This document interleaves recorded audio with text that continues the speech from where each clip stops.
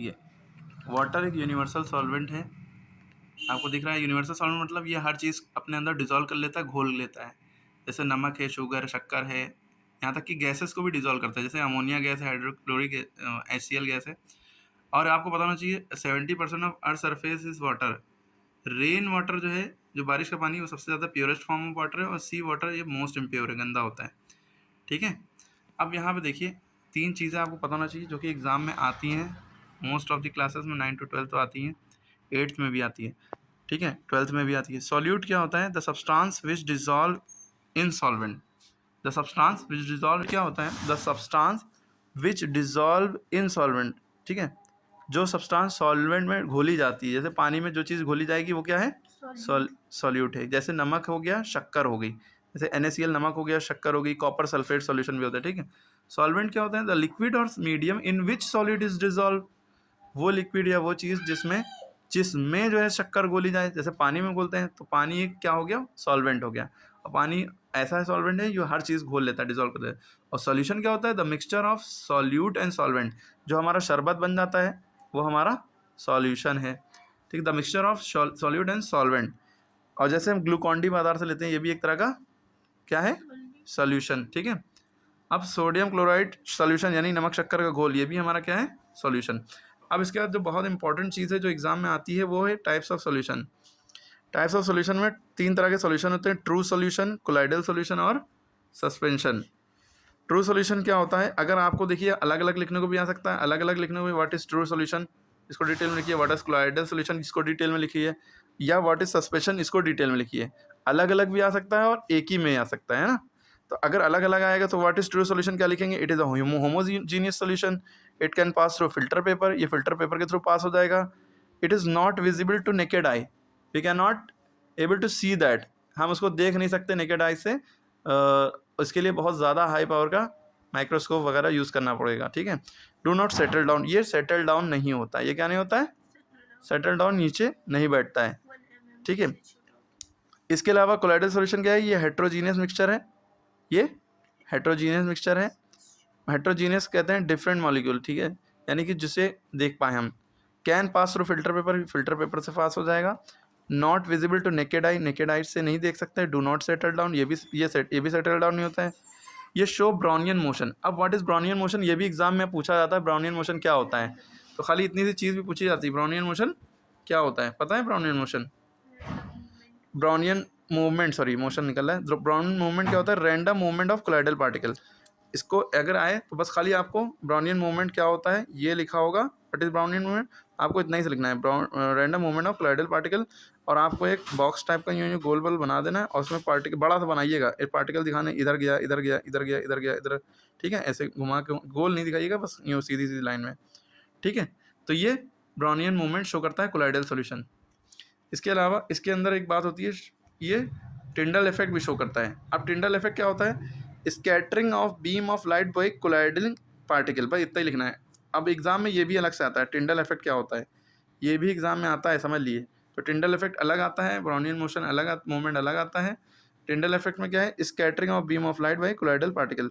आपने देखा होगा आपके घर में खिड़की से होल से धूप आ रही होती है ना, इसके अंदर छोटे छोटे कोलाइडल पार्टिकल दिखते हैं ना, यही आपका टिंडल इफेक्ट होता है। ठीक है। इसके बाद आप देखिए सस्पेंशन क्या होता है? ये भी हेट्रोजीनियस है, can not pass through filter paper, visible to naked eye, do not settle down. ठीक है, ये बातें आप यहाँ अगर खाली अलग अलग आए तो अलग अलग पूरा पूरा लिखना पड़ेगा, और अगर एक ही में आता है तो आपको डिफरेंस में आए तो डिफरेंस में इस तरह से लिखना हो सकता है सारी चीज़ें। इसका भी डिफरेंस आ सकता है तीनों का, और अलग अलग तीनों को पूछा जा सकता है, और इसका भी आ सकता है। क्लियर है भाई? होमोजीनियस सोल्यूशन और हेट्रोजीनियस सोल्यूशन, ये भी बहुत इंपॉर्टेंट है। पहली बात, होमो लफ्ज जो है, होमो मीन्स होता है सेम, हेट्रो मीन्स होता है डिफरेंट, अलग अलग। Have uniform composition through out the mixture, पूरे मिक्सचर में यूनिफॉर्म कंपोजिशन रहती है। इसमें हैव मिक्स्ड कंपोजिशन में very from point two point, जगह टू जगह चेंज हो सकता है। Mixture is same in mixture in is in same phase, और सब्सटेंस टू फेज, दो फेज में होगी, और लेयर भी सेपरेट दिखाई देगी इसकी परत। Components are not visible to human eye, human eye को कंपोनेंट नहीं दिखाई देंगे।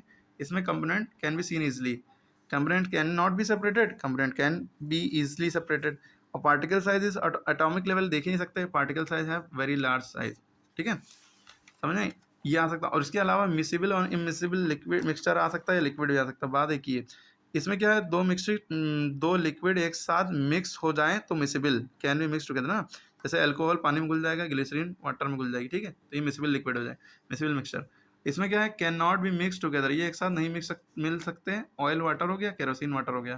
केरोसिन माने मिट्टी के तेल, ठीक है? इन दोनों का डिफरेंस ज़रूर आएगा। इसके अलावा आपको ये पता होना चाहिए सैचुरेटेड अनसैचुरेटेड सॉल्यूशन, ये बहुत इंपॉर्टेंट है, ठीक है? इसमें क्या मामला है, सैचुरेटेड सॉल्यूशन इसे कहते हैं, बस आसान शब्दों में समझिए कि एक पानी लिया आपने, है ना, उसमें आपने शक्कर खूब सारी घोली घोली अब, और आपने आप ज़रे से पानी में 1 किलो शक्कर घोल दी, अब घुली नहीं रही उसमें। अब जब नहीं घुल रही है तो यानी कि वो सैचुरेट हो चुका है, अब उसमें जगह नहीं है मॉलिक्यूल के बीच में क्या और शक्कर घुले। उसको जगह बनाने के लिए आपको हीट देनी पड़ेगी, गर्म करेंगे तो जो है और घोल लेगा, या उसमें और पानी मिला दो तो और घोल लेगा। यही सब बातें इसमें लिखी हैं। सैचुरेटेड सॉल्यूशन वो होता है which can not dissolve more solute at a given temperature. जिस टेम्परेचर पे आप कर रहे हैं, जैसे नॉर्मल टेम्परेचर घर में, तो आपने उसमें शक्कर डाली, अब वो इतनी डाल दिया आपने कि अब उसका पेट भर गया, वो नहीं घोल पा रही है, और शक्कर और डालोगे नहीं घुलेगी, ठीक है? अगर इसमें और घोलना है तो बाय हीटिंग इट, या तो हीट करो या तो दूसरा और पानी इसमें बढ़ा दो तो और घोल लेगा, ठीक है? इसके अलावा अनसैचुरेटेड सॉल्यूशन क्या होता है, which can dissolve more solute, उसमें अभी और शक्कर घोल सकते हैं, यानी कि अभी हमने पानी में थोड़ी शक्कर डाली है, अभी और घुल सकती है, और घुल सकती है, वो अनसैचुरेटेड है। अनसैचुरेटेड ही सैचुरेटेड बनता है जब हम बहुत ज़्यादा उसमें शक्कर डाल दें या नमक डाल दें, कोई भी चीज़, ठीक है? क्योंकि पानी के मॉलिक्यूल आपने पढ़ा होगा सॉलिड लिक्विड गैस के डिफरेंस में कि इसके मॉलिक्यूल के बीच में थोड़ी जगह होती है, उसी जगह में जाके शक्कर या नमक बैठ जाता है, ठीक है? नमक को कहते हैं NaCl, सोडियम क्लोराइड। इसके बाद देखिए एफ्लोरेसेंट सब्सटेंस, डिलिक्वेसेंट और हाइग्रोस्कोपिक, इनका डिफरेंस पूछा जा सकता है। ये क्रिस्टलाइन होती हैं, हाइड्रेटेड होती हैं, ये क्रिस्टलाइन वाटर सॉल्युबल होती हैं, और ये एमॉर्फस सॉलिड लिक्विड। ये लूज मॉइस्चर और एब्जॉर्ब मॉइस्चर, ये दोनों change into amorphous powder, change into saturated solution, don't change original state. इसके एग्जांपल में सोडियम कार्बोनेट और ये वाटर ऑफ क्रिस्टलाइजेशन इसे कहते हैं, जो वाटर मॉलिक्यूल के साथ ये जो 10 20 2 3 नंबर लिखे होते हैं, ये वाटर ऑफ क्रिस्टलाइजेशन होता है। ये भी एग्जाम में क्वेश्चन आता है, what is water of crystallisation, CRYSTALLISATION। Water of crystallisation क्या होता है, यही होता है, ठीक है? जितने वाटर के मॉलिक्यूल लगे हुए हैं, ठीक है? ये आपका अलग क्वेश्चन आता है, ठीक है? क्या लिखेंगे, the number of molecule of present with water molecule, the number, जो ऐसे भी कह सकते हैं, number present with water molecule is known as water of crystallisation. Example देंगे यहाँ पे, इसका ये इसको हाईलाइट करके 10 हो गया। इसके जब इसको करेंगे इसकी रिएक्शन करते हैं तो Na2CO3 अलग हो जाता है, वाटर मॉलिक्यूल हट जाता है 10, है ना? उसके बाद देखिए इसमें क्या होता है, ये सेम रहेगा ना, change into saturated, absorb moisture, सारी बातें change into saturated solution, don't change original state, ठीक है? जो है वही रहेगा। इसके बाद देखिए ये हार्ड वाटर क्या होता है, उसके बारे में पूछा जा सकता है। ये अनसेफ फॉर इंडस्ट्रियल यूज है, unfit for laundries, unsafe for drinking, पीने लायक नहीं है। ये क्या होता है, ये लेदर यानी झाग नहीं देता है ऑर्डिनरी सोप के साथ, इससे साबुन का नुकसान होता है, सोप वेस्ट होता है। Substance that cause hardness in water, कौन सी चीज़ से पानी में हार्डनेस रहती है, वो बाइकार्बोनेट्स और सल्फेट्स एंड क्लोराइड। ये ऑब्जेक्टिव MCQ वेरी शॉर्ट में पूछा जा सकता है। तो बाइकार्बोनेट, सोडियम बाइकार्बोनेट, जैसे हमने बाइकार्बोनेट है, कैल्शियम बाइकार्बोनेट CaHCO3, इसका फार्मूला भी पूछा जा सकता है, ठीक है? उसके बाद सोर्सेज ऑफ हार्ड वाटर के सोर्सेज क्या हैं, तो ये नेचुरल सोर्सेज, जैसे natural water from springs and reverse, ठीक है? ये इसके सोर्सेज हैं कि हार्ड वाटर यहाँ से मिलता है, ये पीने के लायक नहीं होता है, ठीक है? उसके बाद दो तरह की हार्डनेस होती है पानी में, एक टेम्परेरी एक परमानेंट। टेम्परेरी हार्डनेस होती है, ये उबालने से रिमूव की जा सकती है, उबाल दो उसकी टेम्परेरी हार्डनेस जो है वो ख़त्म हो जाएगी। और ये परमानेंट हार्डनेस, ये उबालने से, बॉइलिंग करने से नहीं रिमूव होती है। ये किस वजह से, इसकी टेम्परेरी हार्डनेस किस वजह से होती है, कैल्शियम बाइकार्बोनेट और मैग्नीशियम बाइकार्बोनेट, CaHCO3 का होल ट्वाइस, MgHCO3 का होल ट्वाइस, ठीक है? इसका फॉर्मूले भी याद रखिएगा अलग से। और इसमें परमानेंट हार्डनेस किसकी वजह से होती है, कैल्शियम क्लोराइड, मैग्नीशियम क्लोराइड और कैल्शियम सल्फेट, मैग्नीशियम सल्फेट, ठीक है?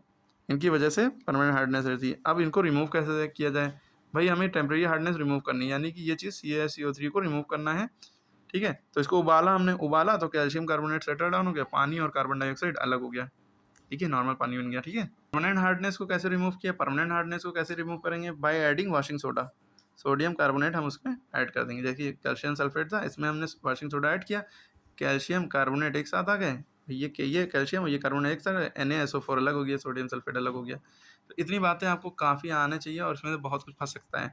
ब्राउनियन मूवमेंट अलग से याद रखिएगा, टिंडल इफेक्ट अलग से याद रखिएगा, जो बातें बताएंगे सब याद रखिएगा, ठीक है? इसकी रिएक्शन भी इंपॉर्टेंट है।